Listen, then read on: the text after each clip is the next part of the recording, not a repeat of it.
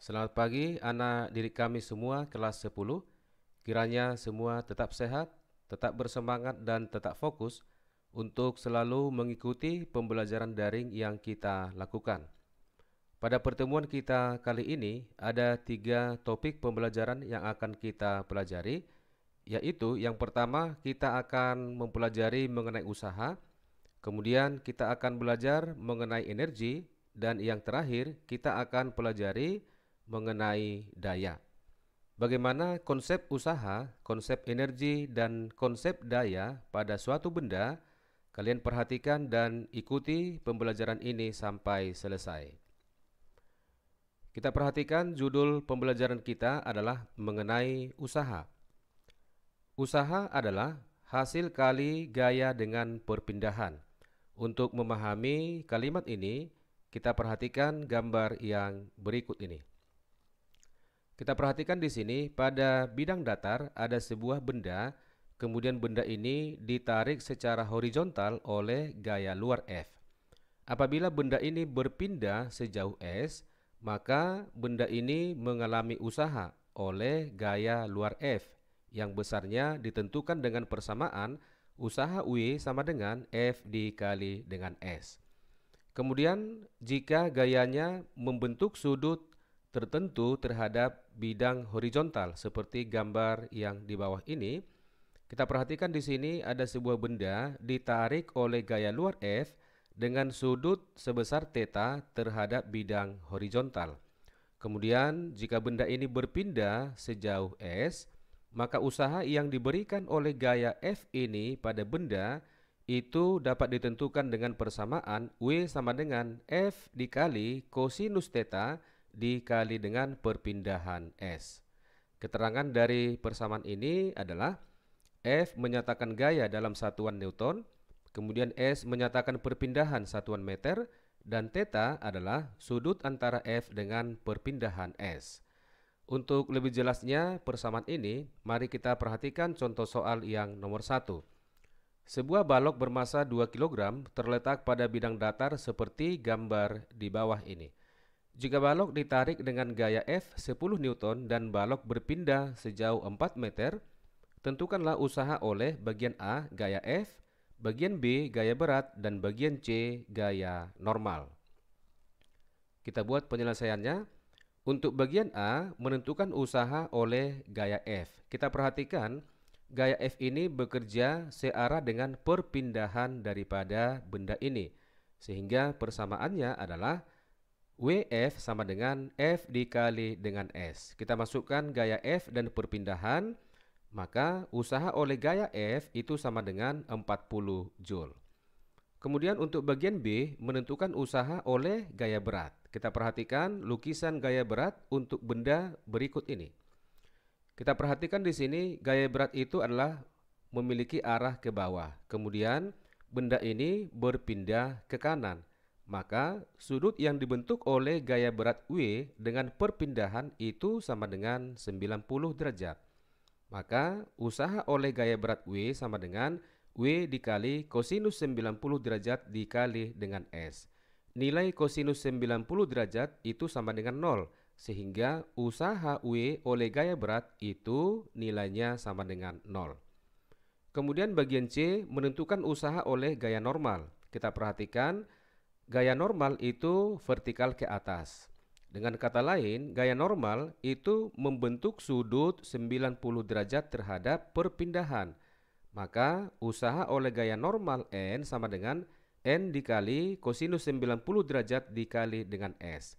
Kosinus 90 derajat itu sama dengan 0, maka usaha oleh gaya normal N itu nilainya sama dengan 0. Kemudian kita perhatikan contoh soal yang nomor 2. Sebuah balok bermasa 1,5 kg didorong ke atas sebuah bidang miring kasar ketinggian 1,6 meter oleh gaya konstan 15 Newton yang bekerja searah bidang miring melawan gaya gesekan 2,7 Newton. Jika balok berpindah sejauh 2 meter dan percepatan gravitasi G 10 meter per sekon kuadrat, tentukanlah bagian A, usaha oleh masing-masing gaya. Bagian B, usaha total. Kita buat penyelesaiannya. Pertama, kita melukis gaya-gaya yang bekerja pada balok. Kita perhatikan di sini, baloknya mula-mula berada di dasar bidang miring, kemudian didorong oleh gaya luar F yang searah dengan bidang miring dan berpindah sampai di atas bidang miring. Pertama, kita misalkan dulu sudut kemiringannya sama dengan theta seperti ini. Kemudian dari keterangan soal ya, ketinggian di sini, yang ini ketinggiannya H sama dengan 1,6 meter. Kemudian perpindahan ya, dari bawah sampai ke atas, itu perpindahannya sama dengan S. Kemudian kita akan melukis gaya-gaya yang bekerja pada benda ini atau pada balok. Yang pertama kita lukiskan gaya berat ya. Gaya berat itu selalu mengarah ke bawah seperti ini. Kemudian kita lukis gaya gesekan, benda ini berpindah ke atas bidang miring. Maka gaya gesekan itu bekerja berlawanan dengan arah gerak benda, sehingga gaya gesekan itu bekerja ke bawah bidang miring. Seperti ini lukisannya. Kemudian gaya normal ya. Gaya normal itu selalu kita lukis tegak lurus dengan bidang yang ditempati oleh benda. Sehingga gaya normalnya adalah melukisnya seperti ini. Kemudian pertanyaan bagian A, menentukan usaha oleh masing-masing gaya. Kita perhatikan di sini ada 4 gaya yang bekerja pada balok ini. Yang pertama gaya luar F, kemudian gaya berat, kemudian gaya gesekan dan gaya normal. Kita mulai menentukan usaha oleh gaya F. Perhatikan yang ini. Arah gaya F itu searah dengan perpindahan benda. Sehingga usaha oleh gaya F, WF sama dengan F dikali kosinus 0 derajat ya. Karena searah sudutnya sama dengan 0 derajat dikali dengan S. Maka usaha oleh gaya F sama dengan 15 dikali kosinus 0 derajat sama dengan 1. Dikali dengan perpindahan dikali 2 sama dengan 30 Joule. Selanjutnya usaha oleh gaya berat ya. Kita perhatikan di sini gaya berat ke bawah, maka sudut yang dibentuk oleh gaya berat dengan perpindahan yang ini. Ya, dari sini sampai ke sini. Maka sudutnya akan sama dengan 90 derajat ditambah dengan theta. Usaha oleh gaya berat sama dengan gaya berat W dikali kosinus 90 derajat ditambah theta dikalikan dengan S. Kita perhatikan aturan trigonometri berikut ini. Kosinus 90 derajat ditambah theta itu sama dengan negatif sinus theta. Selanjutnya kita akan menentukan nilai daripada sinus theta. Kita perhatikan segitiga ini atau bidang miring ini ya. Sinus theta adalah perbandingan sisi di depan sudut berarti H terhadap sisi miring yaitu S dalam hal ini, sehingga nilai sinus theta sama dengan H per S sama dengan 1,6 dibagi 2 sama dengan 0,8. Sehingga usaha oleh gaya berat W bisa kita cari sekarang sama dengan negatif M dikali G dikali sinus theta dikali dengan S. Akan sama dengan negatif 1,5 dikali 10 kali 0,8 dikali 2, nilainya sama dengan negatif 24 Joule. Kemudian usaha oleh gaya yang ketiga yaitu gaya gesekan ya. Gaya gesekan itu arahnya adalah ke bawah bidang miring. Artinya arah gaya gesekan itu berlawanan dengan perpindahan benda. Jika dua vektor saling berlawanan, maka besar sudutnya sama dengan 180 derajat. Sehingga usaha oleh gaya gesekan sama dengan gaya gesekan F dikali kosinus 180 derajat dikali dengan S. Akan sama dengan gaya gesekannya 2,7 dikali kosinus 180 derajat itu sama dengan negatif 1 dikali 2. Maka nilai usaha oleh gaya gesekan itu sama dengan negatif 5,4 Joule. Kemudian usaha oleh gaya keempat yaitu gaya normal ya. Kita perhatikan gaya normal itu membentuk sudut 90 derajat atau tegak lurus terhadap perpindahan. Sehingga usaha oleh gaya normal sama dengan N dikali kosinus 90 derajat dikali dengan S. Kosinus 90 derajat sama dengan 0, maka nilai usaha oleh gaya normal itu nilainya sama dengan 0. Untuk pertanyaan bagian B, menentukan usaha total. Usaha total adalah penjumlahan oleh usaha yang dilakukan oleh gaya F, gaya berat, gaya gesekan, dan gaya normal ya. Maka W total sama dengan WF ditambah WW ditambah WF ditambah dengan WN. Kita masukkan nilai-nilai yang sudah kita cari tadi. Maka usaha total itu nilainya sama dengan 0,6 Joule. Selanjutnya materi pembelajaran kita adalah mengenai energi kinetik. Apa itu energi kinetik? Energi kinetik adalah energi yang dimiliki setiap benda yang bergerak. Secara matematis, persamaan energi kinetik dirumuskan dengan EK sama dengan setengah dikali M dikali V kuadrat. EK adalah energi kinetik satuan Joule, M adalah massa satuan kilogram, V kecepatan satuan meter per sekon. Selanjutnya kita perhatikan mengenai energi potensial. Apa itu energi potensial? Energi potensial adalah energi yang dimiliki suatu benda karena kedudukan atau posisinya. Secara matematis, persamaan energi potensial dirumuskan sebagai berikut. Energi potensial atau EP sama dengan M dikali G dikali dengan H. Di mana EP adalah energi potensial satuan Joule, M adalah massa satuan kilogram, G percepatan gravitasi meter per sekon kuadrat, dan H menyatakan kedudukan atau posisi dari suatu titik acuan dalam satuan meter.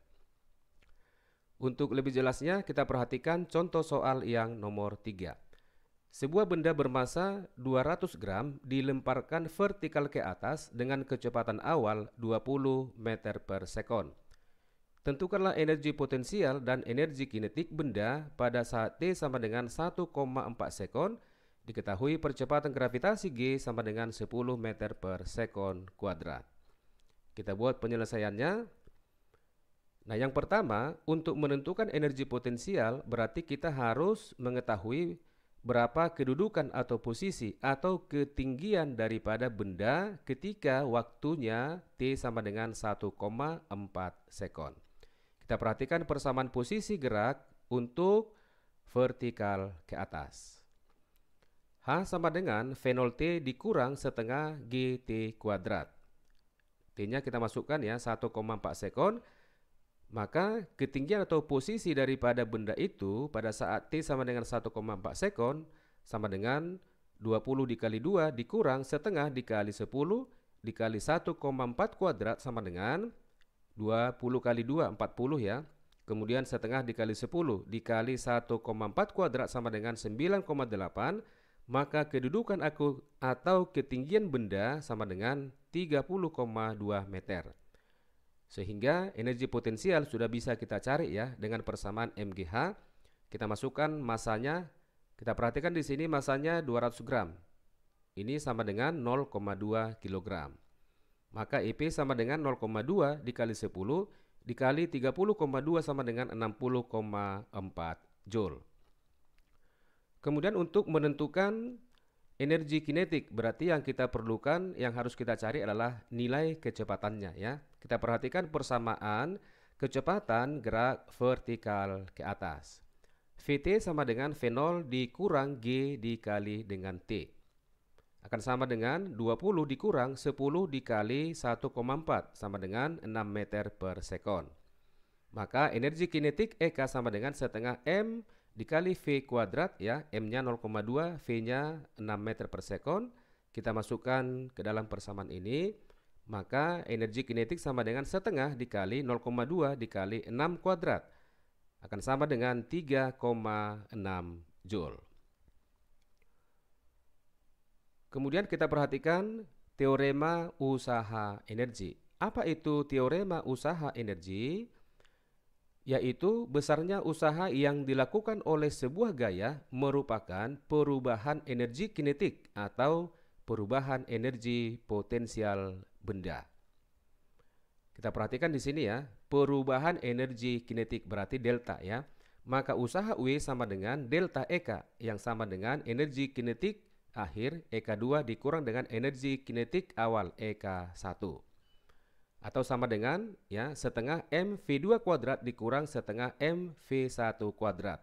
kemudian setengah M ini bisa kita keluarkan, maka persamaan atau hubungan usaha dengan perubahan energi kinetik akan sama dengan setengah M dikali dalam kurung V2 kuadrat dikurang V1 kuadrat. Selanjutnya bisa kita hubungkan dengan perubahan energi potensial ya. Usaha juga sama dengan delta EP sama dengan EP2 atau energi potensial akhir dikurang dengan EP1 ya. Ini menyatakan energi potensial mula-mula. Akan sama dengan Mg H2 dikurang dengan Mg H1. Kemudian Mg-nya kita keluarkan, maka usaha yang besarnya sama dengan perubahan energi potensial sama dengan M dikali G dikali dalam kurung H2 dikurang dengan H1. Kita perhatikan contoh soal yang nomor 3. Benda bermasa 5 kg diberi gaya F sejajar sumbu X. Hubungan antara gaya dan perpindahan ditunjukkan grafik di bawah ini. Jika pada S sama dengan 0, benda dalam keadaan diam, tentukanlah kecepatan benda, berarti kecepatan akhir ya, pada S sama dengan 8 meter. Kita buat penyelesaiannya. Dari grafik ini ya, kita bisa menentukan usaha ya.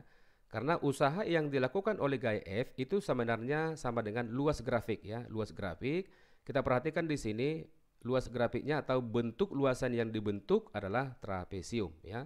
Ini bentuk trapesium, maka kita bisa menentukan usahanya sekarang sama dengan luas trapesium sama dengan setengah ya, setengah penjumlahan dua sisi sejajar ya, yaitu 8 ya, ditambah dengan 2 dikalikan dengan jarak kedua sisi yang sejajar ya, berarti 6. Akan sama dengan 30 Joule. Kemudian hubungan usaha dengan energi kinetik ya. Usaha W sama dengan delta EK, yaitu EK2 dikurang dengan EK1. Akan sama dengan setengah M dikali dalam kurung V2 kuadrat dikurang dengan V1 kuadrat. Kita perhatikan kecepatan awal itu sama dengan 0 ya, karena disebutkan dalam keadaan diam. Usahanya kita masukkan di sini, yang dari sini 30 ya, sama dengan setengah dikali M-nya 5 dikali V2 kuadrat dikurang dengan 0. Maka dari persamaan ini kita bisa menentukan nilai kecepatan akhir, yaitu V2 itu sama dengan 2/3 meter per sekon. Selanjutnya atau materi terakhir pembelajaran kita adalah mengenai daya. Apa itu daya? Daya merupakan laju energi ya, atau perbandingan usaha per satuan waktu. Maka P bisa kita rumuskan sama dengan W per T sama dengan delta EK per T atau delta EP per T dalam satuan watt. Hubungan daya dengan gaya dan kecepatan. P sama dengan W per T ya. Kemudian usaha itu sama dengan gaya dikali perpindahan ya, berarti F dikali S per T. Kemudian perbandingan S per T itu sama dengan kecepatan ya, sehingga daya sama dengan perkalian gaya F dengan kecepatan V. Untuk lebih jelasnya, kita perhatikan contoh soal yang nomor 4. Seseorang bermasa 60 kg memanjat sebuah pohon kelapa hingga ketinggian 5 meter selama 15 detik. Daya yang dibutuhkan orang tersebut agar dapat memanjat pohon kelapa adalah diketahui percepatan gravitasi 10 meter per sekon kuadrat. Kita buat penyelesaiannya. Dari keterangan soal ya, disebutkan M sama dengan 60 kg, ketinggian H 5 meter, T sama dengan 15 sekon, dan percepatan G 10 meter per sekon kuadrat. Kita akan menentukan usaha untuk naik setinggi 5 meter. Berarti persamaannya adalah usaha kita buat sama dengan delta EP ya, sama dengan EP2 dikurang dengan EP1. Akan sama dengan Mg H2 dikurang dengan Mg H1. Atau Mg kita keluarkan ya, dikali dalam kurung H2 dikurang H1, dengan catatan H1 sama dengan 0 ya, H2 sama dengan 5 meter. Sehingga usaha itu sama dengan 60 dikali 10 dikali 5 sama dengan 3000 Joule. Kemudian menentukan daya ya. Daya itu kita pergunakan persamaan usaha per waktu ya. Usaha per waktu atau W per T sama dengan delta EP per T. Kita masukkan delta EP sama dengan 3000 dibagi dengan 15. Maka daya yang dibutuhkan itu akan sama dengan 200 watt. Demikianlah pembelajaran kita pada kesempatan ini. Seperti biasa, di bagian akhir di sini ada saya buat soal latihan, ada 4 nomor, dan soal ini bisa kalian kerjakan secara mandiri. Terima kasih atas perhatian kalian semua. Semoga apa yang kita bahas pada kesempatan ini dapat bermanfaat. Selamat belajar buat kalian dan semoga sukses.